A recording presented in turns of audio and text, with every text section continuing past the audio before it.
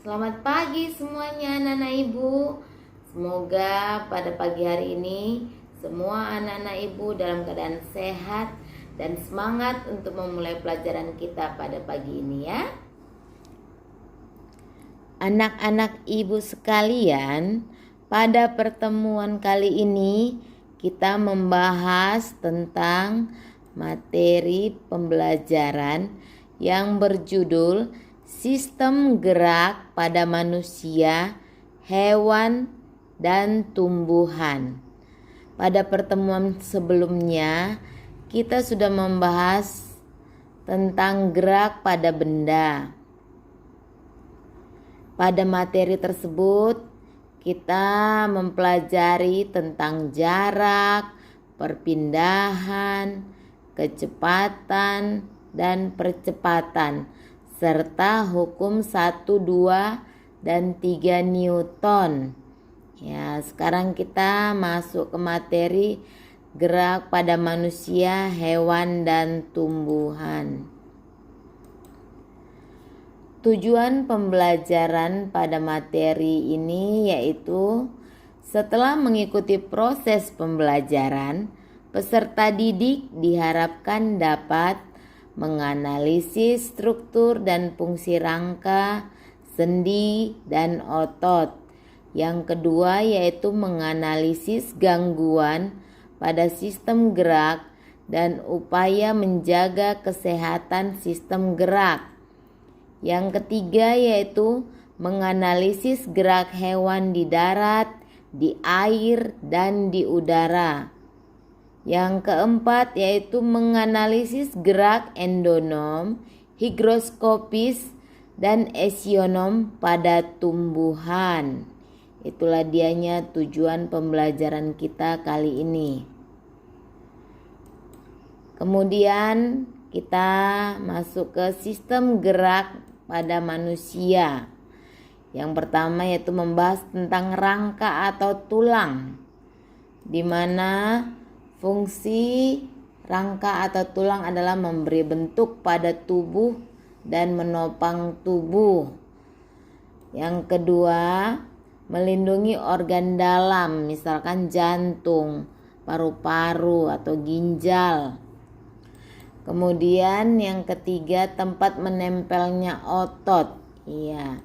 Kemudian yang keempat, tempat pembentukan sel darah, misalnya pada tulang paha. Oke, sekarang kita lanjut struktur tulang atau bagian-bagian tulang. Yang pertama ada lapisan tulang rawan, di mana bentuknya ini berupa tulang yang lentur atau lunak, atau biasa disebut juga dengan kartilago. Kemudian endosteum. Endosteum ini adalah membran yang melapisi tulang bagian dalam. Kebalikan dari poriosteum. Poriosteum ini adalah membran yang melapisi bagian luar dari tulang. Kemudian ada tulang kompak atau biasa juga disebut dengan tulang keras. Tulangnya bersifat keras karena mengandung zat kapur dan fosfor. Kemudian rongga berisi sumsum dan spongiosa atau tulang spons. Dia berbentuk seperti spons atau berongga-rongga. Lalu kita masuk ke sendi, di mana fungsi sendi yaitu sebagai penghubung antar tulang. Ada dia sendi putar, yaitu di mana salah satu tulang ini berperan sebagai poros dan tulang yang lain berperan sebagai cincin.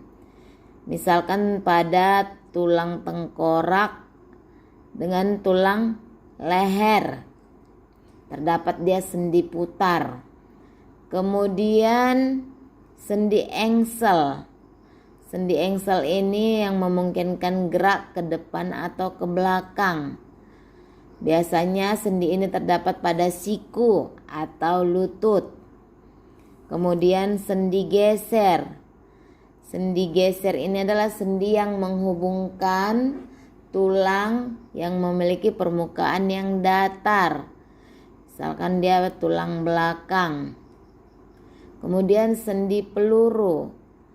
Sendi peluru ini adalah sendi yang memungkinkan gerak yang sangat bebas. Ya, misalkan pada sendi antara tulang pinggul dengan tulang paha. Ya, itulah dianya macam-macam sendi. Sekarang kita lanjut ke otot. Fungsi otot yaitu sebagai alat gerak aktif yang menggerakkan tulang, di mana terdapat 3 otot pada manusia. Yang pertama dianya otot polos. Otot polos ini terdapat pada lambung, usus halus, kantung empedu, dan pembuluh darah.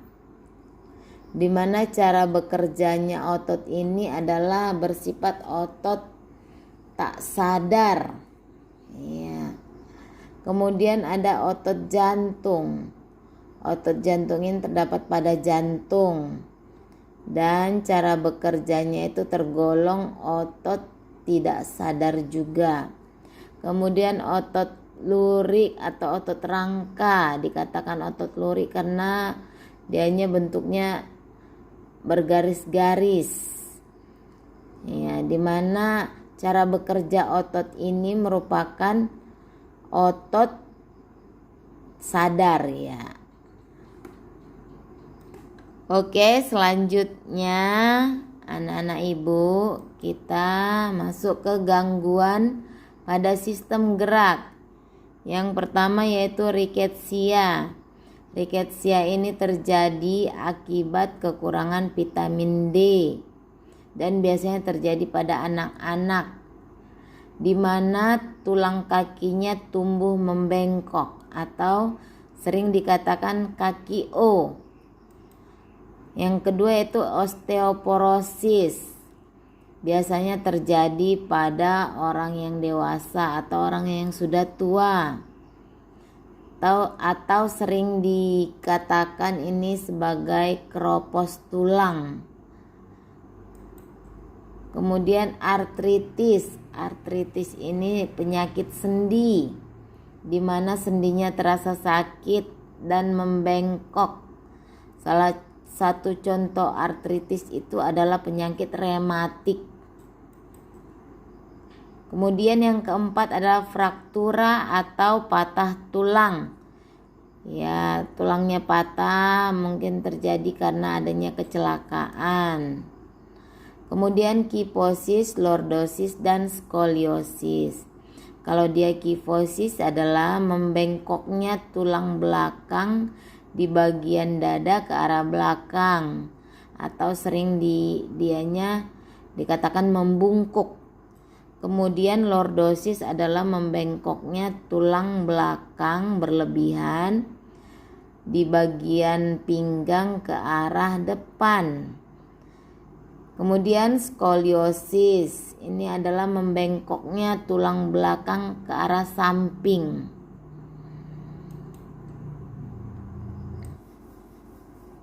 Selanjutnya, upaya menjaga kesehatan sistem gerak pada manusia. Yang pertama, meningkatkan kandungan kalsium dalam asupan makanan. Ya, bisa berasal dari susu, dari kangkung, kedelai, ikan salmon, atau kacang almond juga bisa. Kemudian berjemur di bawah sinar matahari pada pagi hari, yaitu untuk membantu pembentukan vitamin D yang penting untuk penyerapan kalsium. Kemudian memperhatikan asupan vitamin D. Ya, bisa berasal dari makanan, misalkan dari hati sapi, dari udang, dari telur, atau dari kacang kedelai. Kemudian memperhatikan aktivitas fisik yang cukup setiap hari. Ini maksudnya adalah kita harus berolahraga, ya, berjalan untuk memperkuat tulang kita ya. Kemudian menghindari kebiasaan sikap tubuh yang salah. Ini adalah salah satu tadi yang menyebabkan penyakit lordosis, skoliosis, kifosis, itu akibat kebiasaan sikap tubuh yang salah. Oke, kemudian sistem gerak pada hewan. Ini sistem gerak pada hewan di darat, di air, dan di udara. Yang pertama kita bahas yaitu tentang hewan di darat. Kalau hewan di darat itu cenderung memiliki otot dan tulang yang kuat untuk mengatasi inersia dan untuk menyimpan energi pegas untuk melakukan berbagai aktivitas. Ya, kalau dia hewan di udara itu dapat terbang karena adanya gaya aksi yang diberikan sayap terhadap udara, sehingga udara memberikan gaya reaksi terhadap sayap. Atau ini juga berhubungan dengan hukum 3 Newton, adanya gaya aksi dan reaksi. Kemudian hewan yang hidup di air dapat melayang-layang di dalam air karena adanya gaya angkat oleh air. Selanjutnya kita mempelajari tentang sistem gerak pada tumbuhan. Gerak pada tumbuhan ada 3.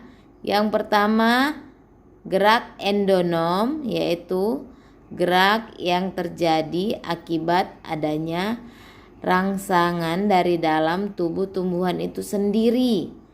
Misalnya pada tumbuhan Hydrilla verticillata, yaitu kloroplas yang terdapat pada tumbuhan tersebut bergerak berkeliling atau rotasi secara spontan.